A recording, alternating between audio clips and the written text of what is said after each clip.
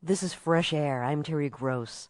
My guest, Elif Shafak, faced 3 years in prison for comments made by characters in her novel The Bastard of Istanbul, which has just been published in the U.S. Shafak is from Turkey, where Article 301 of the Penal Code makes it illegal to insult Turkishness. And for those Turks behind this law, one of the most egregious ways of insulting Turkishness is to use the word genocide when describing the mass killings and deportations of Armenians by Ottoman Turks beginning in 1915. Shafak has acknowledged that her novel tackles a political taboo, quote, what we in Turkey call the Armenian question, unquote. One of the characters in Shafak's novel uses the word genocide. The Bastard of Istanbul tells the story of two families, a Turkish Muslim family in Istanbul and an Armenian-American family in San Francisco.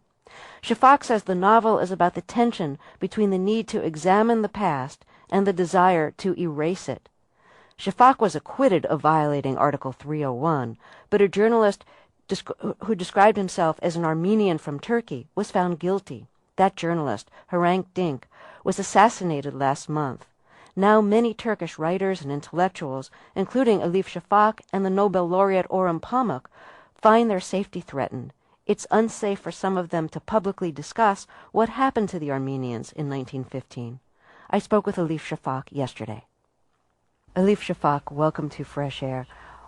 What was the significance in Turkey of the murder of Hrant Dink? I think the best way to understand that is to look at Hrant's funeral. It brought people of all sorts of ideological backgrounds, people of all walks of life, ethnicities, religions were there, and it was a very poignant, moving experience. Everyone was chanting, "We're all Hrant, we're all Armenian," and Christians and Muslims buried him together. What was he tried for before he was assassinated? He was tried several times for insulting Turkishness. He was an outspoken critic of lots of things, but basically he was someone who wanted to bridge the gap between Armenians and Turks. I think he wanted to be a bridge, and he believed that these two communities had much more in common that they wanted to recognize because of politics. And he very much believes in the need to empathize with the others. What does this mean for other Turkish intellectuals and writers and journalists who are independent thinkers? Well, I think in Turkey, ever since the late Ottoman era, intelligentsia has played a very fundamental role in terms of triggering social transformation. This is the case right now, it was the case in the past. But of course, after Hrant's assassination, everybody is very nervous. And but several writers and intellectuals have been given police protection. Right now everything is quite tense. The investigation is still going on. It's still too early to talk about. But the government is taking the investigation very seriously, and hopefully everyone who's culpable will be brought to trial because of this. Would you describe Article 301, which is the law that Hrant Dink was tried under and you were tried under?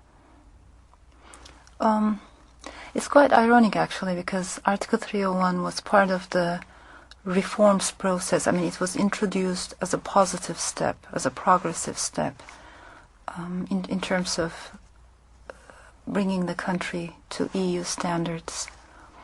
And when compared with the older articles that were a stumbling block in front of freedom of expression, it was in itself a step forward. Nevertheless, the problem with Article 301 is that it's quite vaguely formulated. What does it mean to insult Turkishness? Right, it prohibits public denigration of Turkishness. What does that mean? Right, but what exactly that means, I mean, nobody's quite sure of. And that's where the problem lies, because it's so vaguely formulated, it is open to interpretations and therefore misinterpretations. So that's the problem with the article. But